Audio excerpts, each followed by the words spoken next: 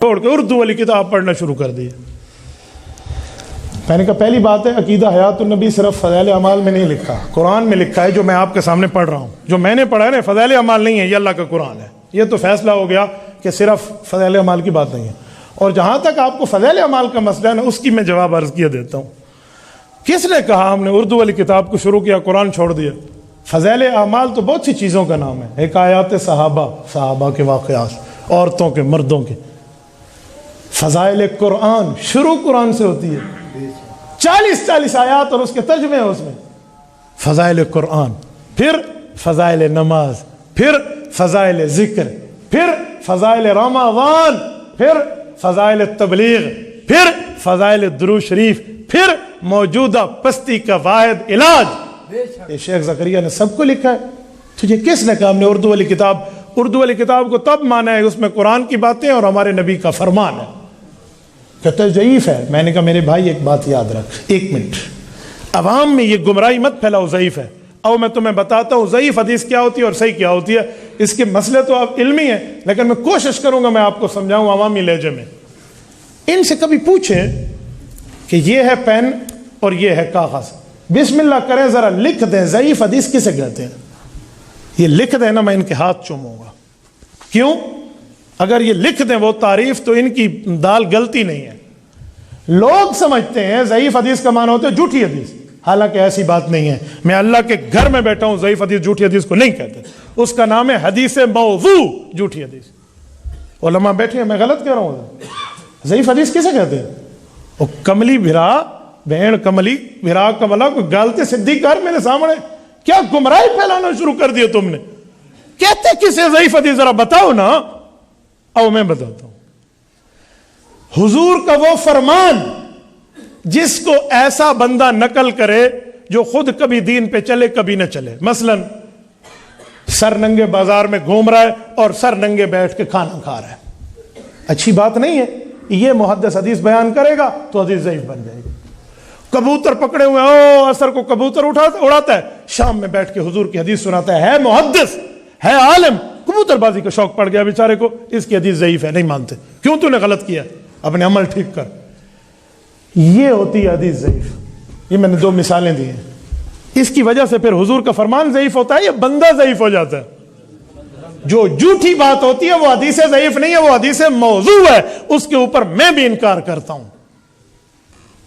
تو خدا کے بندے، ضعیف حدیث تو حضور کا فرمان ہے۔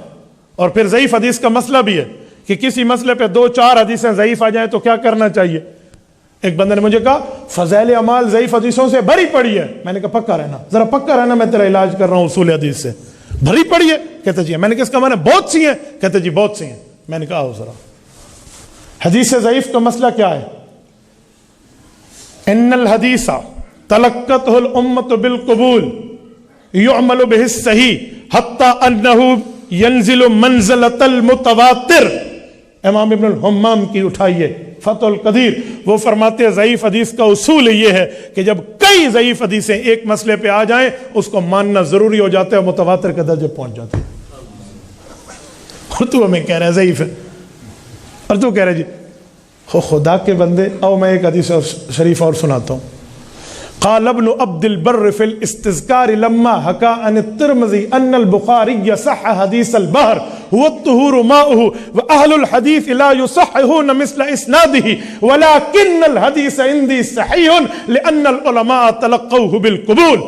استذکار یہ شرح ہے موطا امام مالک کی، اس کو لکھا ہے امام قاضی ابن عبد البر مالکی رحمہ اللہ، المتوفى 463 ہجری، آج سے 1000 سال پہلے کا محدث ہے۔ وہ لکھتا ہے کہ ہمارے مذہب اسلام میں ضعیف حدیث کا مطلب یہ ہے اگر اسے علماء قبول کر لیں وہ تو صحیح ہو جاتی ہے۔ یار تم نے کبھی اصول حدیث پڑھے ہوتے، اصول حدیث سمجھے ہوتے تو کبھی نہ کہتا فضائل اعمال ضعیف حدیثوں سے بھری پڑی ہے۔ شیخ زکریا عالم تھے، فاضل تھے، محقق تھے، جید تھے، فقیہ تھے، محدث تھے، مفسر تھے، تبلیغ میں اعلیٰ درجے پہ تھے، مبلغ تھے۔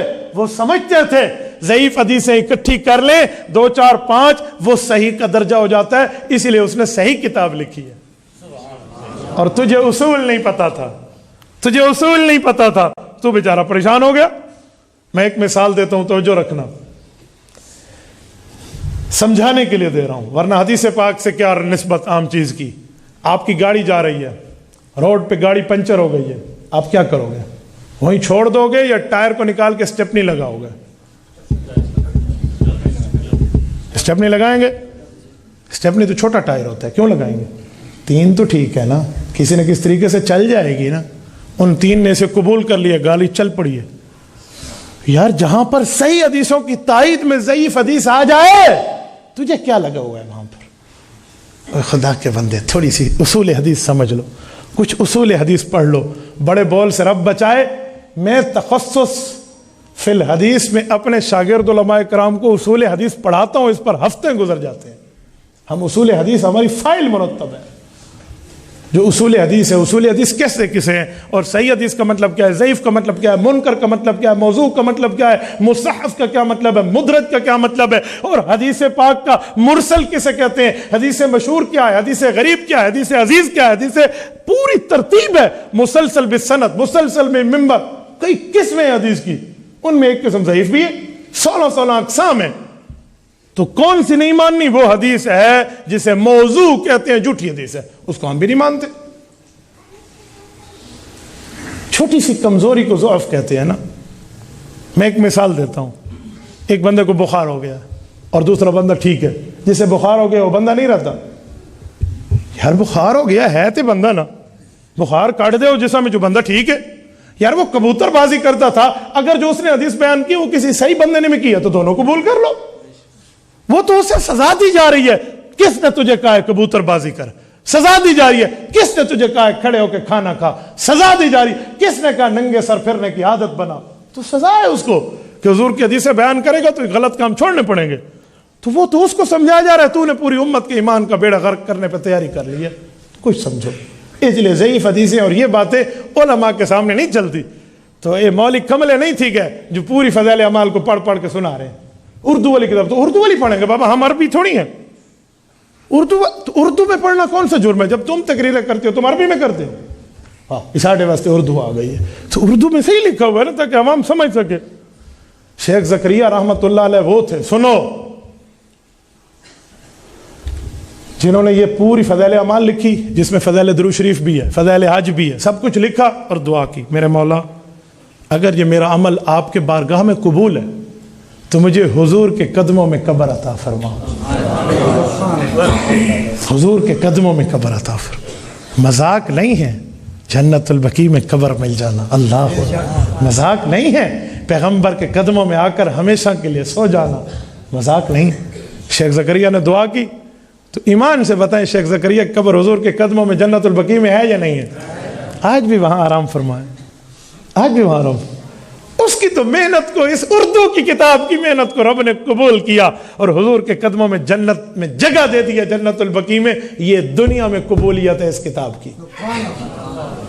تو اس مقبولیت سے پریشان ہے کہ تیرے رسالے نو پڑھدا کوئی نہیں، تو پریشان ہے کہ میرے رسالے کو خریدتا ہی کوئی نہیں ہے، اس لیے تجھے شیخ زکریا پر بات کرنا آ گئی ہے۔